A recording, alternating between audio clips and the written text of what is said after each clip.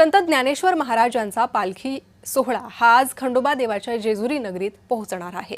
या पार्श्वभूमीवर जेजुरी नगर परिषदेच्या माध्यमातून जय्यत तयारी करण्यात आलेली आहे।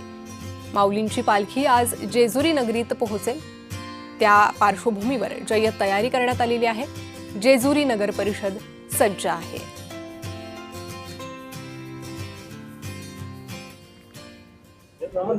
श्री संत ज्ञानेश्वर महाराज यांचा पालखी सोहळा देवेघाट अवघड देवेघाट चढून आज जेजुरी सासवड मध्ये दाखल झालेला आहे। जेजुरीच्या नगर परिषदेचे नगराध्यक्ष आहेत। उद्या जेजुरीच्या खंडोबा देवाच्या तुमच्या जेजुरीमध्ये पालखी विसावते, कशा पद्धतीची तयारी आहे?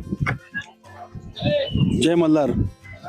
आली पंढरीची वारी, माझ्या मल्हारीच्या द्वारी, आणि सोन्याची उधळण करत जेजुरीच्या पवित्र असा भंडाराची उधळण करत महाराष्ट्राचं कुलदैवत असलेला लोकदेव खंडराया शैव आणि वैष्णव यांचा जर मेळा बघायचा असेल, संबंध भारतातून नव्हे तर देशातून जगातून लोक या ठिकाणी जेजुरीला येतात। अतिशय प्रसन्न असं वातावरण या ठिकाणी असतंय आणि गेल्या 350 वर्षाची परंपरा असलेली ही एवढी मोठी पवित्र वारी जेजुरीतून जात असताना आम्ही स्वतःचा खूप भाग्यवान समजतो सर्व जेजुरीकर, आणि सर्वजणच आम्ही प्रशासन असेल, लोकप्रतिनिधी असतील, सर्व पक्ष असतील आणि जेजुरीतील नागरिक असतील हे खूप खुश असतात। सर, कशा पद्धतीची तयारी प्रशासकीय अधिकारी म्हणून तुम्ही केलेली आहे?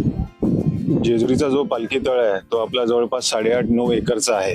त्याचं पूर्ण मुरमीकरण, सपाटीकरण, स्वच्छता या ठिकाणी नगरपालिकेमार्फत केलेली आहे। इकडची विद्युत व्यवस्था नगरपालिकेमार्फत करण्यात आलेली आहे। त्याकरता आपल्याकडं पाणी पुरवठा मोठ्या प्रमाणात उद्या त्याची गरज पडते। त्यासाठी देखील 5 लाख लिटरची एक डेडिकेटेड वॉटर टँक आपण या सोहळ्यासाठी मोठी जय्यत तयारी जी आहे ते या ठिकाणी केली असल्याचं आपल्याला पाहायला मिळत आहे। नवनाथ बोरकर, जय महाराष्ट्र, जेजुरी।